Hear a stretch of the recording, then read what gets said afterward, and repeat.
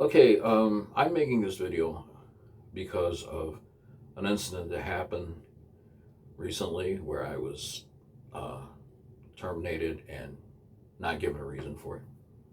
It corresponds to a vision I had years ago, a few years ago, well, 2019.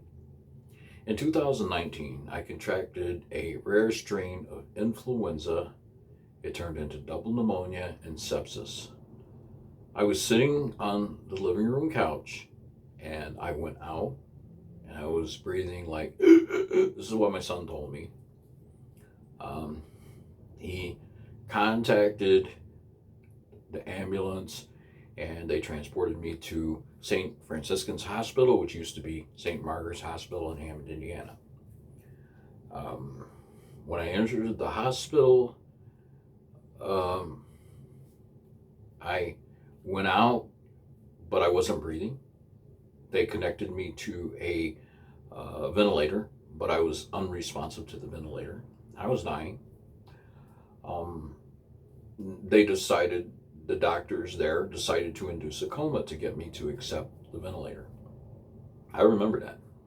I remember that part of it. I heard a very large boom, a very large explosion.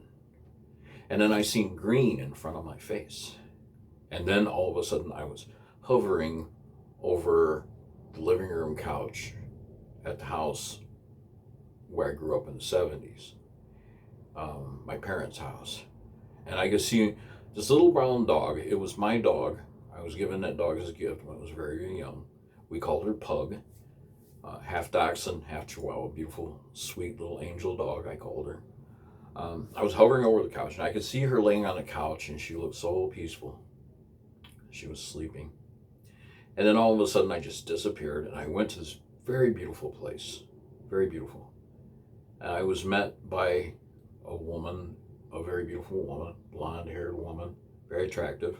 And I think it's the late Regan Russell when she was young. That's what she looked like. Um, she looked at me and she said that Jehovah, she called him Jehovah. Jehovah has restored her memory. That she was once, she once lived to be an older woman. Um, and that she was informed that she needs to show me what purgatory looks like so that I can come back and warn people about it. Um, then all of a sudden I disappeared and I reappeared on this property, this very beautiful, very big property, and I could see this gorgeous mansion. I mean, it was huge. It had the the big dome-shaped door and all that, the works. And I could see this old man, and he was standing right in front of maybe a half a block away, or not even that, maybe like a quarter of a block away, and he was standing there looking at the mansion. I thought that was weird. So I walked right by him, and I walked a long way to get to the door, and I went inside, and the first room I came into was a showroom. Beautiful cars, beautiful trucks, just like he had a car truck collection or something. They were brand new. I mean, it was like Dodge products or something. Beautiful. I mean, it was just, they were beautiful vehicles. So I continued to walk, and I seen the guest room and different rooms I was walking through, and then I came to this very large room that had a swimming pool, indoor swimming pool built into the ground, and there was beautiful women and girls and guys, some guys, swimming in that and having a wonderful time. And I could smell the water. It was like I was really there. Um, I even got splashed a couple of times when I was walking. It was so realistic. And then I continued to walk, and it was just beautiful. You know, I was just amazed at the beauty. Um, and then I decided to turn around and walk back outside. So I turned around and I walked back outside, and this old man, he was still standing there, and he took his hand like this and moved it up with his finger pointing. And I said, "Who are you?" And he replied, "I'm Mr. Chambers." That's how he talked. He told me his name. He said his name is Mr. Chambers. And I said, what are you doing there like that? And he said, you see that? I said, yeah, that's beautiful, isn't it? And he said, I own it. I said, well, why don't you go inside? And he said, I can't. And tears were coming from his eyes. I mean, actual tears. And I said, well, I feel sorry for you, sir. I said, I can't really do anything about it. Like I said, but I do feel sorry for you. And he just stand there weeping. So I turn around and I start walking. And this other guy walked up to me. And I remember because he had a really funny looking hat on. Really strange looking hat. It was extended up at first. And he said, he looked at me and he said, I don't believe in that effing God stuff. I don't want to curse because there might be kids watching. And I looked at him and I said, what are you talking about? He said, that's all baloney. He said, there's no such thing as God or Jesus or anything like that. And I said, well, I believe, everybody has a right to, like I say on earth, I said, well, everybody has a right to their own opinion, and he said, nah, there's nothing like that. And all of a sudden the earth started cracking open. You know how you see these cartoons where an earthquake occurs and the earth splits open. That's what it looked like, but only real. It looked real. And he started falling. And his hat came off, and his eyes started getting big, and they popped out of his head, and he was screaming, and it was like heat. He was falling into flames.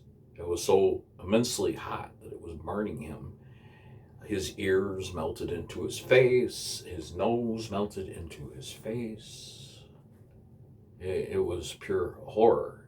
I didn't like seeing that. And then I walked on, and I seen these cars, and they were like average looking cars. I seen, a Ford Escort and things like that. Different, just average looking. Nothing really fancy. Just the average looking car.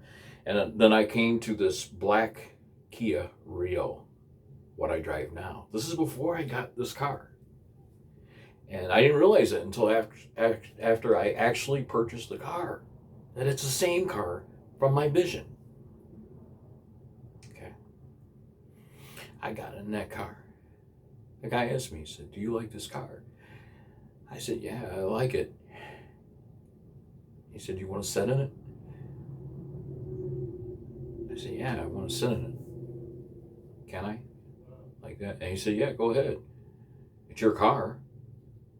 I said, it's my car? He said, yeah, it's your car. So I sat in it, and right when I sat down, I was behind the steering wheel. I went somewhere else, and I ended up in this house, and I walked in this house, just an average-looking house, and I seen a white door on this room, and I opened it, and I walked inside, and then the door shut, and there was no door. It was just like a green room, solid green. There was a guy sitting in one chair and another guy sitting in another chair, like this. They were facing each other. And the guy sitting in this chair was gay. He said he was gay. He said he was proud of being gay. And the other guy said, do you think I'm attractive? To him like that. And the gay guy said, yeah, I do. I find you very attractive. There's nothing wrong with it.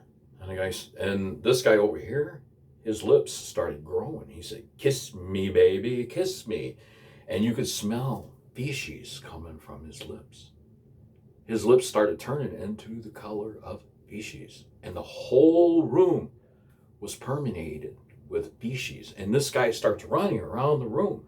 And these lips are stretching and chasing him, saying, kiss me, baby, kiss me, kiss me. I thought you liked me, kiss me, baby. And the gay guy is like, get away from me, get away from me. And he's running, he's trying to get away from it, but he can't get away from it. Okay. And then I flashed and I went somewhere else. And I seen this guy, it's hard to talk about, he's this racist white guy. And he said he didn't like black people. He was using the N-word. He was using epithets and stuff. And he said he didn't like black people. just being nice. And he said more than that, a lot more than that. This one black man walked up to him, about average size, and says, "You don't like me?" And he said, he talked with like a southern accent. He's like, "Hell no, I don't like you." And he threw a punch and he hit this guy and he knocked him down. And then another black guy walked up that was a little bit bigger than him and said, "Why don't you try to punch me?" So they started fighting. He got the best of him. He knocked him down. So another black guy comes along and he's even bigger. And pretty soon he's not winning. He's getting smashed. This guy is getting smashed all over the place. And it's not even good looking because his eye is out to here. His nose is broken. It's bleeding. He's losing teeth. And he starts running from this huge black man who is just destroying him. That's some of the things I've seen when in that vision. Okay, so that was kind of like a situation, a racist person, and I kind of thought he deserved it because he just hated people like that. Just I don't hate anybody myself, but there's been situations where I wasn't treated fairly by people of the opposite. The other races. But I'm also intelligent, and I understand that through divergent evolution, the only reason we look differently is because we evolved differently. Food we ate, the activities, the things we were around. Some people were exposed to a savanna area where they were openly, through many generations. It takes a long time. We're exposed to, animals and things like that. And then there was some people who, that evolved differently, high up on mountains. That's the Asians and stuff like that. So, just to get back to the story, racism is wrong. I'm not racist. And then I went on to see a lot of other things that I really don't have the time to talk about in this video. But if you watched my first video when I came out of the hospital, you'll find out that these visions correspond to what I said. And I did see these things. So, I'm a fair person. I'm a nice person.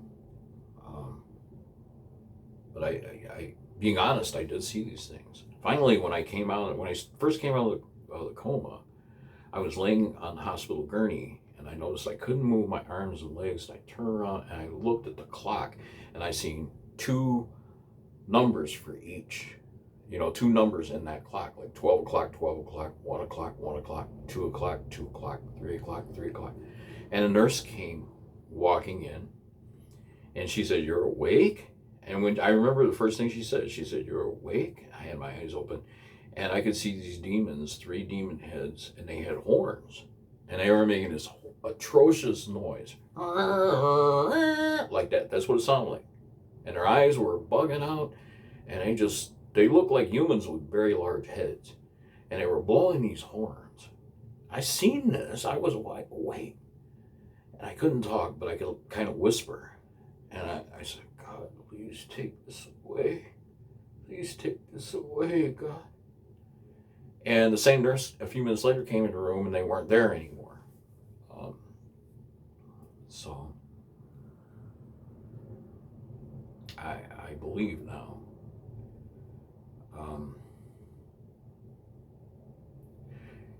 Everything I seen in those visions came true. One of the things I seen, I was still very ill. I came out of the hospital. I went to take a test, and I'm very smart. I know physics quite well. I know math quite well, but I was still ill because it wasn't long. I hadn't been out of that coma long, and I was still recovering. They told me that I wouldn't recover for 2 years, if that. So I was still struggling to get my intelligence back.